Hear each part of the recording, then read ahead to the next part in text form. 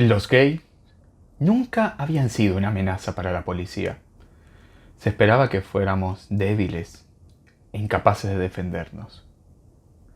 Pero ahí estábamos, peleando y atacándolos.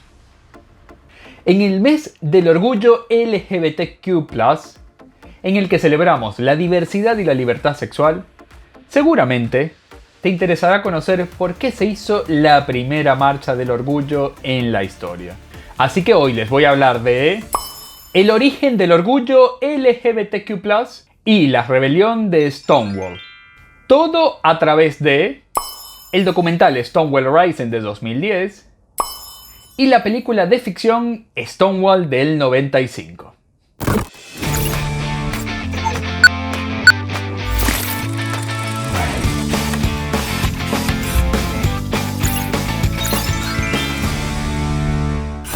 Hola, bienvenidos a Cinema Sandy, donde analizamos el cine y la televisión desde una perspectiva de diversidad e inclusión.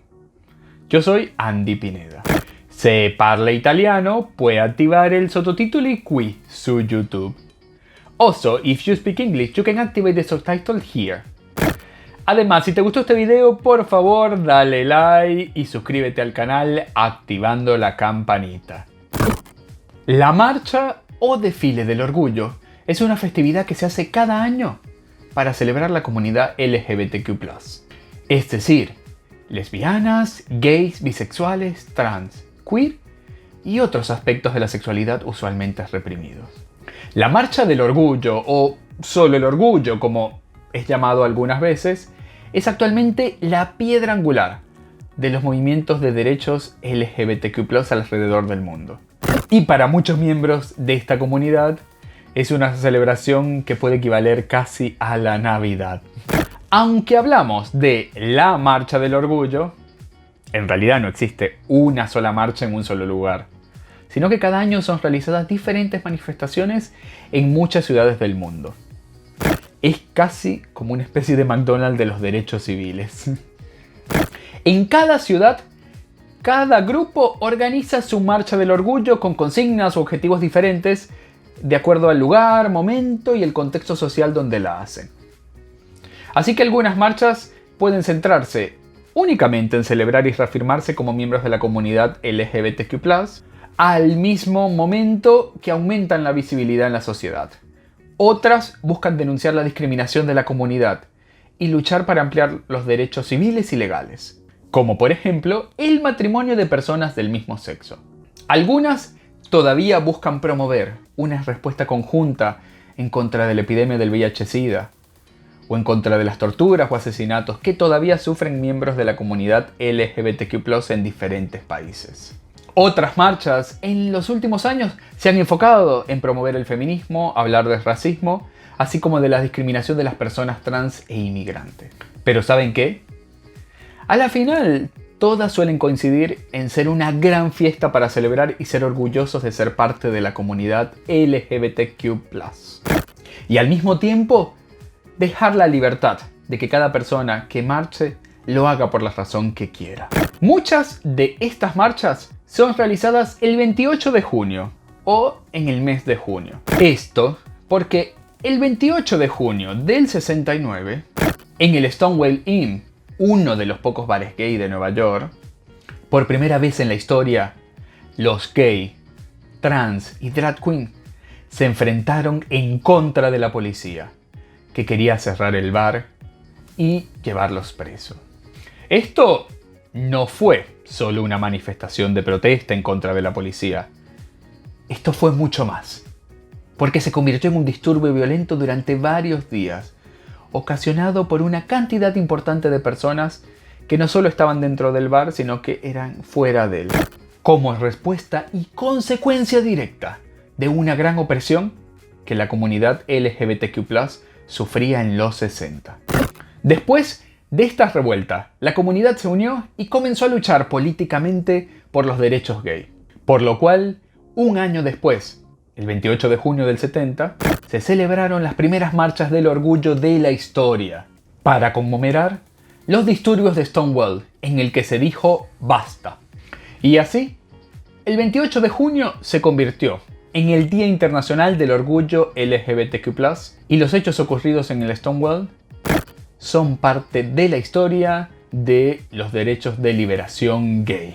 En el documental Stonewall Rising o la rebelión de Stonewall del 2010, podemos revivir esa noche a través de las entrevistas de 15 personas que participaron directamente o fueron testigos presenciales de los disturbios, incluidos entre ellos varios participantes de la revuelta, y que después iniciaron los grupos de liberación gay, así como uno de los policías que participó en la redada de esa noche. El film, dirigido por Kate Davids y David Abernethy, primero nos hace entender cómo ocurrieron los hechos que llevaron a los disturbios en esa primera noche, y sobre todo se toma la mayor parte del tiempo para explicar la situación de discriminación de la comunidad que dominaba la sociedad en ese momento. Este documental importantísimo, que te hace entender claramente la importancia de este evento y que les recomiendo muchísimo, no es fácil de encontrar, así que por eso les dejo el link para verlo en YouTube doblado al español. Así ustedes mismos podrán ver que esto no fue un disturbio violento sin sentido, o una reacción porque ese mismo día fue el funeral de Judy Garland, como algunos han insinuado. No, esto fue una rebelión que se venía alimentando de años de opresión y discriminación de toda la comunidad LGBTQ+, que prácticamente podemos decir que en los Estados Unidos de los 60 no tenían derecho a existir. Primero porque la homosexualidad era considerada una enfermedad mental por los médicos, que en muchos casos las trataban con terapias de electroshock o hasta lobotomías, en las que removían una parte del cerebro.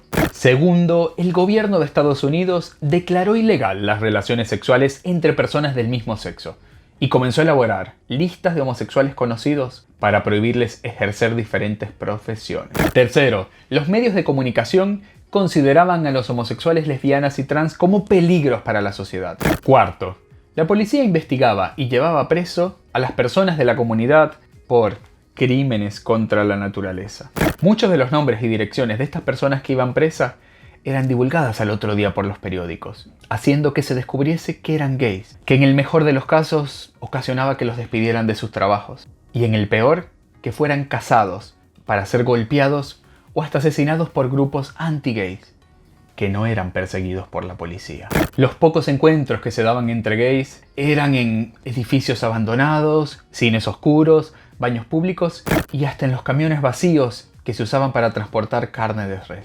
Digamos que prácticamente ser gay en los años 60 en Estados Unidos y en muchas partes del mundo era sinónimo a ser enfermo, ilegal, un forajido, un monstruo, por lo cual se mantenía en secreto con mucha culpa a ser descubierto o hasta asesinado.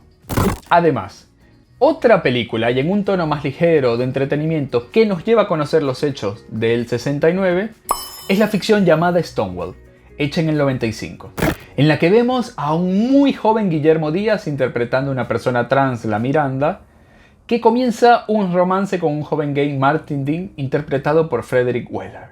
La película, que se mueve entre el drama y el relato histórico, no intenta reproducir exactamente los eventos reales como fueron, sino que nos llevan a experimentar una versión del Stonewall Inn tanto los días previos como el día que inició la rebelión. Esta película, que fue la última que hizo Nigel Finch, considerado uno de los primeros directores británicos en hablar del tema gay, también se hace eco de algunas de las versiones y rumores más populares sobre el Stonewall, como por ejemplo, que era uno de los pocos bares en Nueva York en el que dejaban entrar por igual a drag queens, trans, gay, sin importar si eran negros, blancos o latinos. Que a pesar de que el bar no tenía agua corriente en las tuberías o vendía alcohol alterado con agua a precios muy altos, era el único lugar de la ciudad donde dos hombres podían bailar juntos música lenta. O hasta la historia de que supuestamente el dueño del Stonewall, el mafioso Tony, abrió el bar porque tenía un amante trans. Esta película del 95 tampoco es fácil de encontrar y por eso les dejo un link donde verla acá en la descripción del video. Por todo esto, tanto al documental Stonewall Rising como a la película de ficción Stonewall, en el semáforo de diversidad e inclusión le doy un verde excelente. Porque el documental nos lleva a entender el contexto de opresión institucionalizada de la comunidad LGBTQ+ en ese momento y cómo Stonewall inició una revolución. Por otra parte, la película de ficción explica menos el contexto histórico, pero igualmente nos da una versión entretenida para entender mejor este pequeño hecho que cambió para siempre la historia de la humanidad. Es por esto que primero les recomiendo muchísimo ver el documental Stonewall Arise en la rebelión de Stonewall, que acá en la descripción les dejo el link, porque no es fácil de encontrar. Y después de ver esto y entender mejor, les aconsejo ver la película Stonewall, que es en un tono más ligero, más entretenido, y nos hace virtualmente entrar a Stonewall. Acá también en la descripción les dejo el link, porque tampoco es fácil de encontrar. ¿Sabías el origen del orgullo LGBTQ+? ¿Conocías algo de Stonewall? Cuéntamelo en los comentarios. Además, si te gustó este video, por favor, dale like y suscríbete al canal. Yo soy Andy Pineda y esto es Cine más Andy. ¡Chao!